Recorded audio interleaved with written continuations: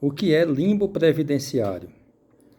O limbo previdenciário é um instituto jurídico de direito do trabalho e previdenciário que regulamenta a seguinte situação: todas as vezes em que o trabalhador segurado do INSS é considerado apto para retornar às suas atividades após o gozo de um benefício previdenciário e a empresa se nega a receber esse trabalhador de volta aos seus quadros, ao seu dia a dia de trabalho, por conta de um atestado médico do trabalho da empresa, que diz que o trabalhador está inapto, ou seja, discorda da conclusão do laudo pericial do médico do INSS. Então, quando ocorrer esse impasse entre a devolução, digamos assim, do segurado, do trabalhador para a empresa, e a empresa não concorda em receber esse trabalhador de volta,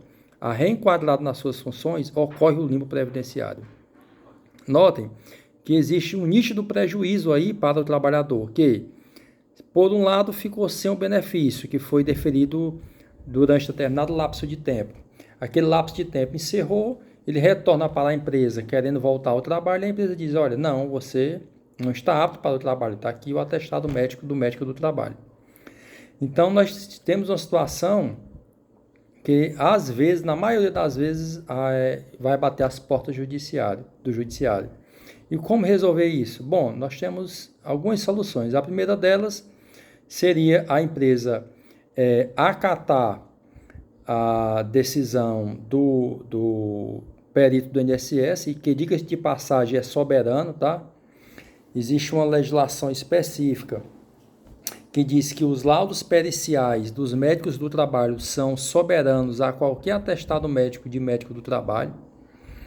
E, uma vez acatando esse, o trabalhador poderá retornar para outra atividade que não seja aquela para a qual ele foi afastado. Um exemplo: vamos supor que um trabalhador de uma empresa da construção civil sofreu a queda de um andaime durante a pintura de uma parede e fraturou o punho.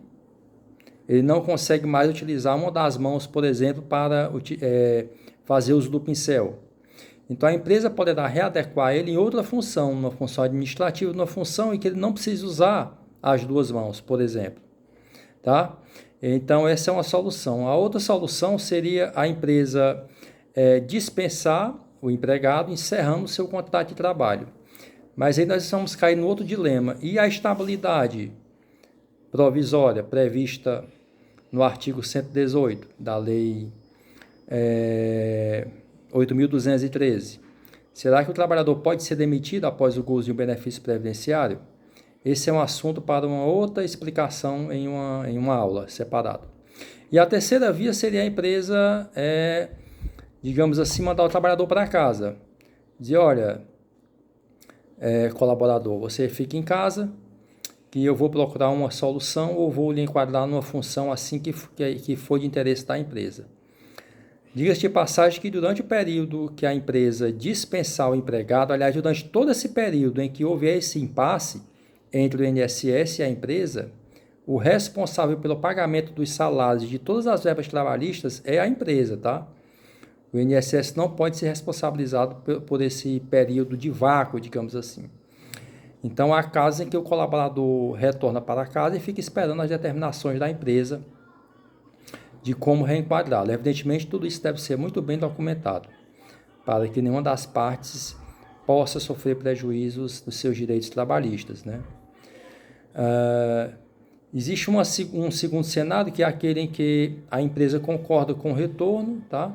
O INSS diz que o trabalhador está apto para o retorno, a empresa concorda com o retorno dele, mas o empregado não se contenta, acha que ainda está doente e vai em busca de um atestado médico de um médico particular. Veja que nesse caso nós teremos 3 decisões diferentes. Aliás, diferentes não, 2 decisões que dizem que o trabalhador está apto e uma que diz que o trabalhador não estaria apto, que seria do médico particular. Neste caso, é orientável que o trabalhador retorne para suas atividades e ingresse com a demanda contra o INSS, tá? Ou por meio de um recurso administrativo ou de uma demanda judicial, para que ele tente buscar junto ao INSS o reconhecimento da sua mazela, da sua incapacidade. Até lá, o empregado terá que retornar às suas atividades, sob pena de caracterização aí de uma justa causa no seu contrato de trabalho, tá bom?